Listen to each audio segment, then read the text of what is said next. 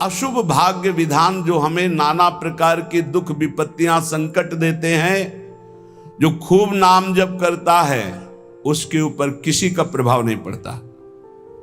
विपत्तियां, अशुभ विनायक, भूत प्रेत पिशाच यक्ष राक्षस, किसी की ताकत नहीं।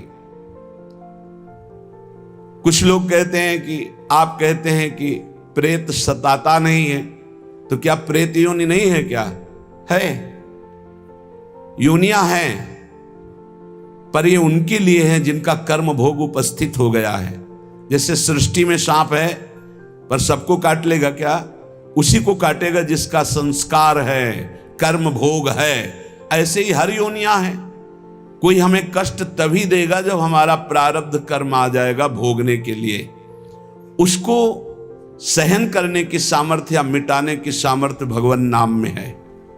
विश्वास कीजिए, राधा वल्लभ भजत भज भली भली सब होए, जीते विनायक शुभ अशुभ विघ्न करे नहीं कोई।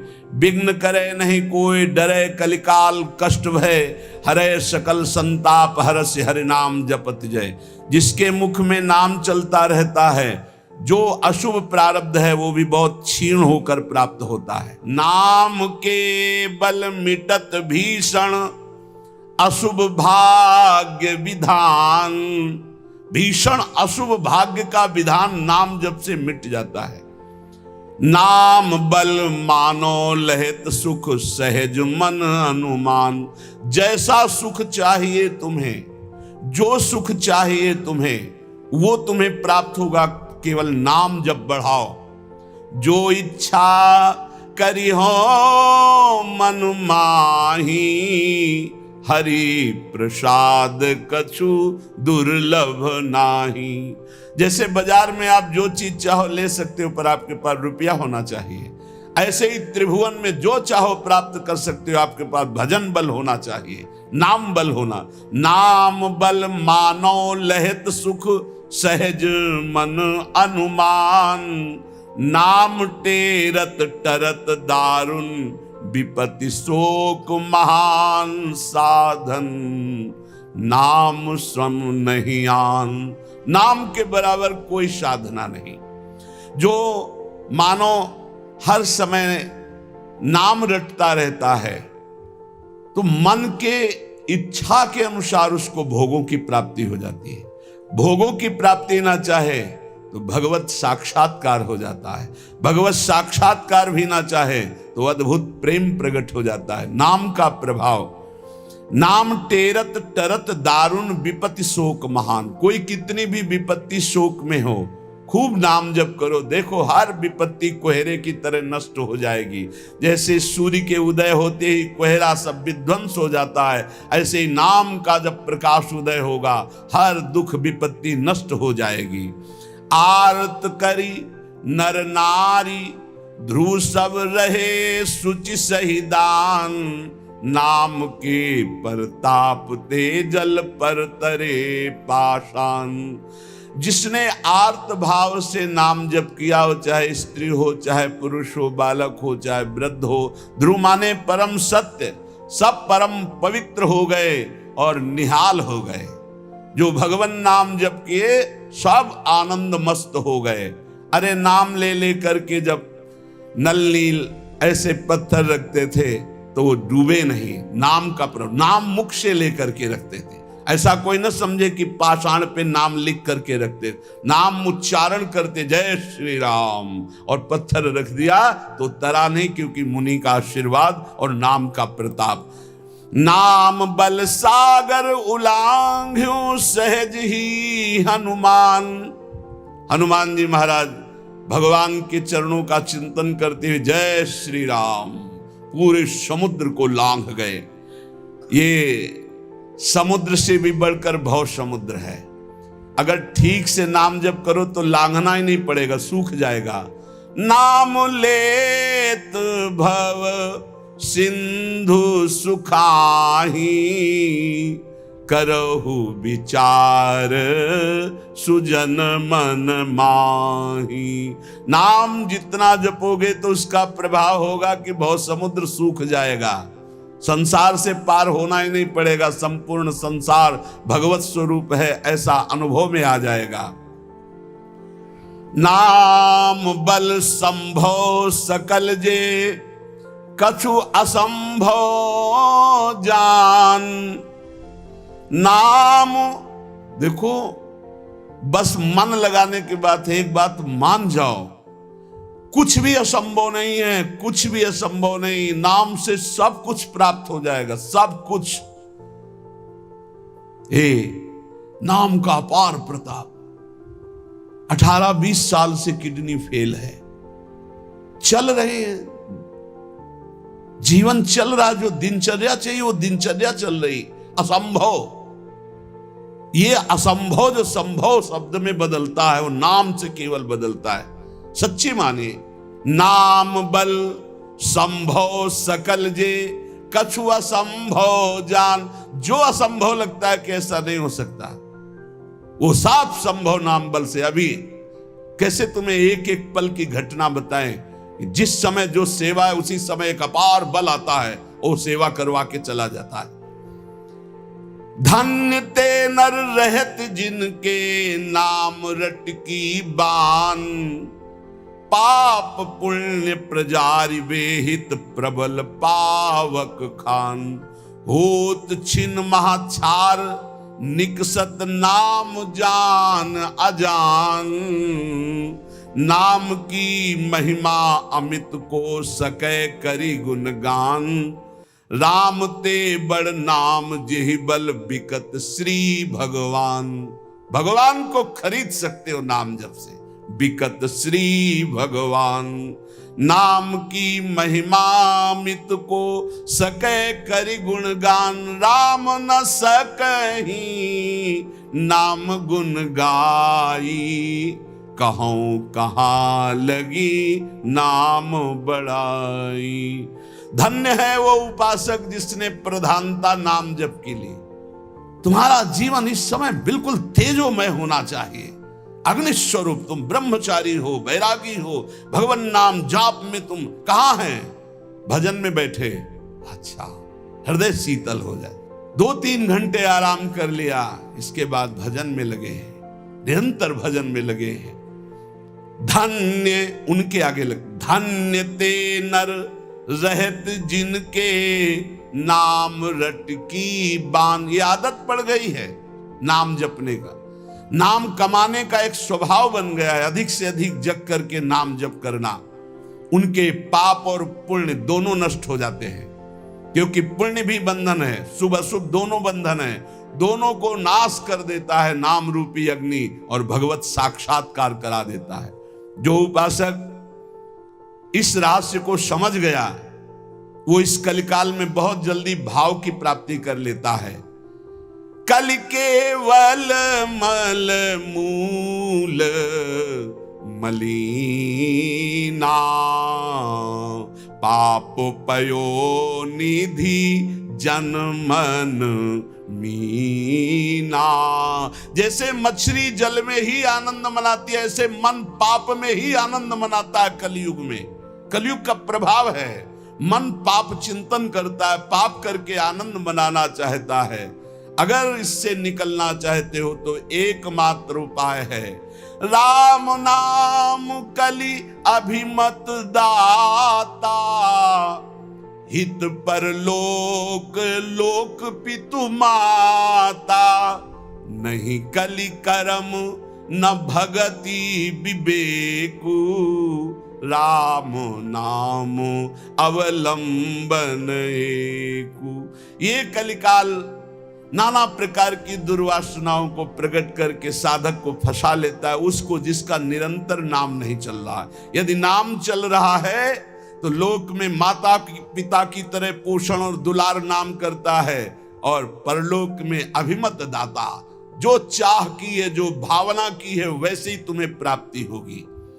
प्रकट में भाव के संबंध में एक बड़ा रहस्य प्रसंग है कि उपासक जब नाम जप करता है और अपने आराध्य देव के प्रति भाव करता है तो भाव की झांकी आती है। यहां कहते हैं उसे कल्पना मत मानो, उसे कल्पना मत मानो, प्रभु आपके भाव में पधारे हैं। जितना आप भाव नाम के द्वारा प्रकट कर पाए हैं, ये भाव नाम के द्वारा होता है, ये कोई कल्पना नहीं होता। नाम जापक में ही भाव का प्रादुर्भाव होता है। जैसे आप श्यामा श्याम, तो आपके सामने जो श्यामा श्याम का रूप प्रकाशित हुआ, जितना आपने भजन किया है उसी के अनुसार वो प्रकाशित होगा। और आपका यदि भजन निरंतर चल रहा है और भाव गाढ़ है, तो साक्षात श्यामा श्याम आपके सामने दिखाई देंगे। भाव का तात्पर्य है चिंतन। भावना करते करते रूप का सामने प्रादुर्भाव हो जाना। नाम जप करते करते भाव, और भावना करते करते रूप का प्रादुर्भाव। मनोवृत्ति भावुकता में इतनी डूब जाए कि आपका ध्यान साक्षात दिखाई देने लगे कि मेरे प्रिया प्रीतम है। नाम का यह प्रभाव। ये विवेकहीन जो लोग कहते हैं मैंने भगवत साक्षात्कार कर लिया है, ये उनकी बातें नहीं, प्रपंच वाली बातें नहीं। यहां ठीक सत्य बात को समझो। भाव अंतस्थल में ऐसा द्रवीभूत हुआ कि आराध्य देव का रूप झलकने लगा। ये नाम जापक सदाचरण करने वाले भावुक उपासक की बात बताई जा रही है।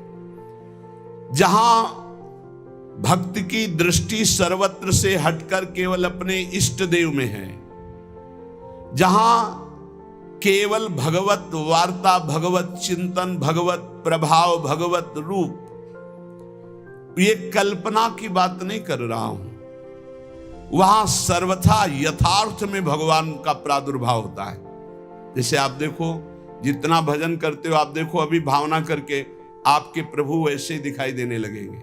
अगर नहीं दिखाई देते, नहीं भावना बन रही, तो अभी नाम जप और बढ़ाइए, नहीं आपके सामने वैसे ही खड़े हैं। आप देखो आपके भाव में आ रहे हैं कि नहीं आ रहे हैं, वो हैं, हर समय आपके पास है। अगर भाव में नहीं आ रहे हैं तो नाम जप और बढ़ाइए, अभी नाम जप रंग नहीं लाया है। भावना जिस रूप की होती है उसे शास्त्रीय भाषा में ध्यान कहा जाता है। ये तभी परिपक्व माना जाता है। ध्यान से सुनिएगा, आपको ध्यान में, भावना में अपने प्रभु को बोलते हुए दिखाई देगा। शब्द प्रभु आपका स्पर्श कर रहे हैं, आपको बिल्कुल ऐसा स्पर्श दिखाई देगा जैसे कोई प्रगट में स्पर्श करता है। रस, परमानंद स्वरूप प्रभु का रसास्वादन हो रहा है। और गंध, प्रभु के श्री अंग की गंध उसको अनुभव में है, सुगंध, अद्भुत सुगंध। इस ध्यान में ये भावुकता नहीं है, वो स्पर्श कर सकता है प्रभु के चरणारविंद। प्रगट में वो निरख सकता है प्रभु को, वो प्रभु का आलिंगन कर सकता है, वो प्रभु से संभाषण कर सकता है।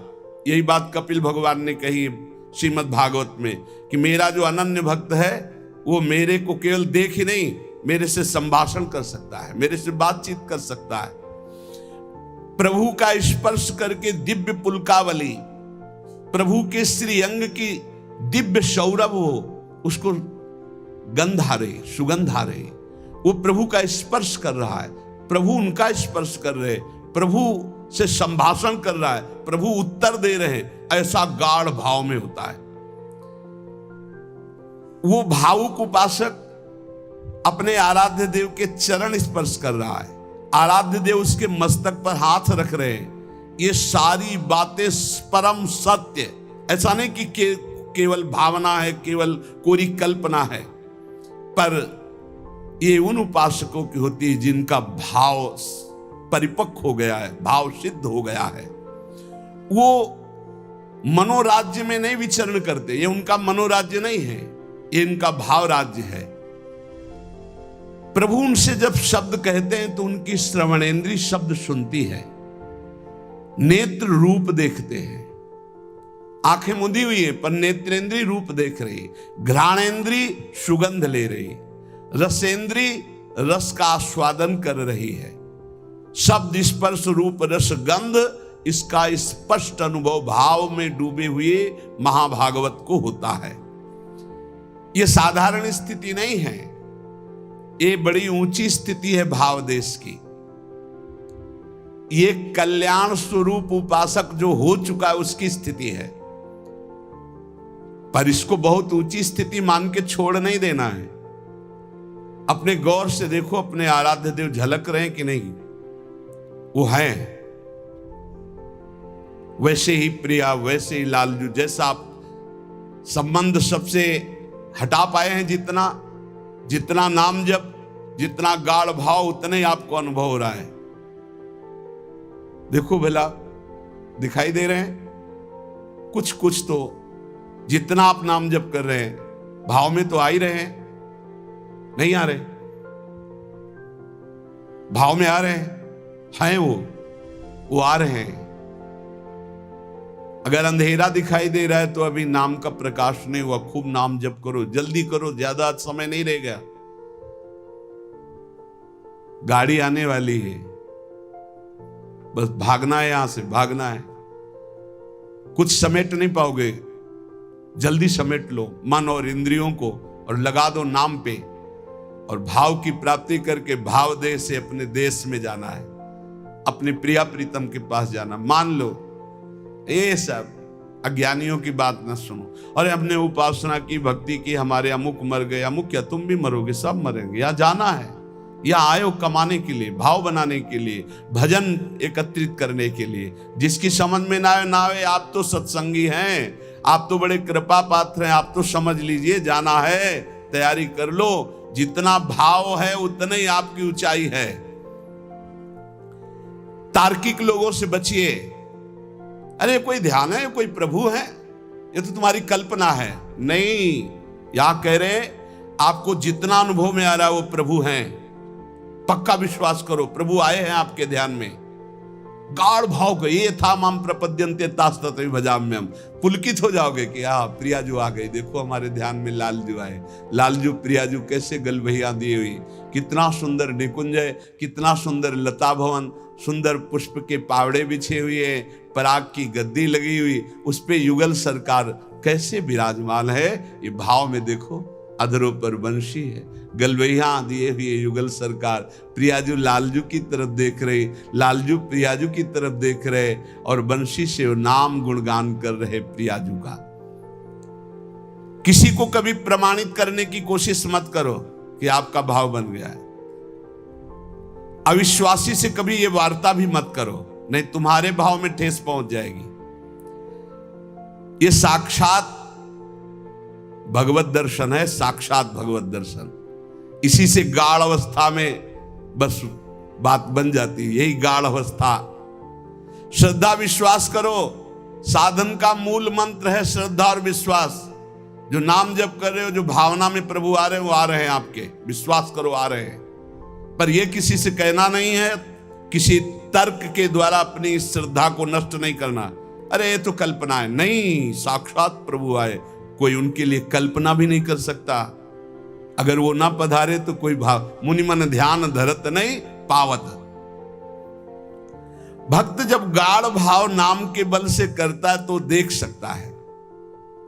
जो शास्त्रों में रूप वर्णन है वो एक अंश मात्र है, जो रूप है उसका तो वर्णन हो ही नहीं सकता। बोले सजल मेघ, नील मेघ की कांति, क्या हम सजल मेघ को देख लें तो श्याम सुंदर के अंग को देख लेंगे? नहीं, कोई भी प्राकृतिक उदाहरण चिदानंद देह में बनता ही नहीं, पर भावना करने के लिए शास्त्रों में जो रूप है वो अंश मात्र केवल वाणी से प्रकट है, पूर्ण का तो वर्णन ही नहीं हो सकता।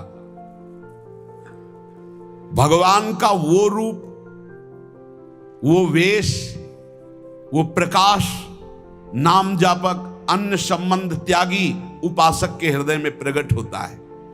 जैसा रूप भक्त चाहता है वैसा रूप प्रभु प्रकाशित कर देते हैं।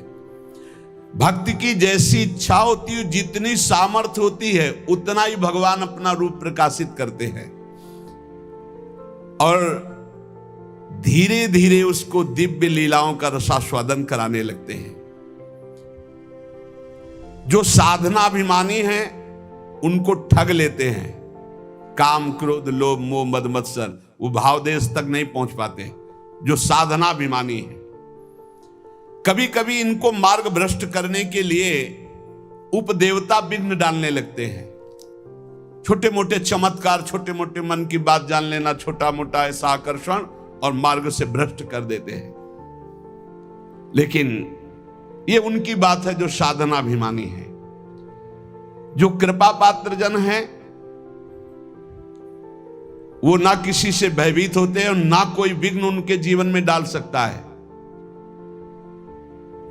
मत चित्ता सर्व दुर्गाणि मत प्रसादात तरिष्यसि, भगवान कह रहे हैं मेरी कृपा से उनके सारे दोष नष्ट हो जाते हैं, मेरी कृपा से हर विघ्न से वो पार हो जाते हैं। मेरा भक्त आंख मूंद करके चले, मैं हाथ पकड़ कर चलाता हूं। कोई देवता, उपदेवता, कोई विघ्न विनायक किसी भी तरह का उपद्रव नहीं कर सकते उनकी साधना में। अनन्य श्री भगवान का ध्यान रखिएगा, साधनाभिमानी को भ्रष्ट होना पड़ेगा। अनन्य और निष्काम भाव से जो प्रियालाल की शरण में हैं उनके योगक्षेम की जिम्मेवारी स्वयं भगवान लेते हैं। प्राप्ति की रक्षा करना, अप्राप्ति की प्राप्ति कराना उनकी जिम्मेवारी, इसलिए कोई भी विघ्न से परास्त नहीं कर सकता जो प्रभु का अनन्य है, और उन्हीं से सारी कामनाएं हैं, प्रभु से ही। बड़े वेग से भगवान की तरफ आंख मूंद कर दौड़ता है पर वो गिरता नहीं है, ना कोई गिरा सकता है उसको, क्योंकि आसपास ऐसे भगवान चलाते हैं भक्त को। जैसे छोटे बच्चे को मां इधर गिरे तो बाहु में, इधर गिरे तो अजान बाहु अभयद भुज दंड मूल, बड़ी मस्ती रहती, कोई विघ्न नहीं। अर्पित आत्मा जो भगवद अर्पित हो चुका है उसके जीवन का बहुत आनंदमय स्वरूप होता है। कोई विघ्न नहीं, आंख मूंद के दौड़ने पर भी वो नहीं गिरेगा।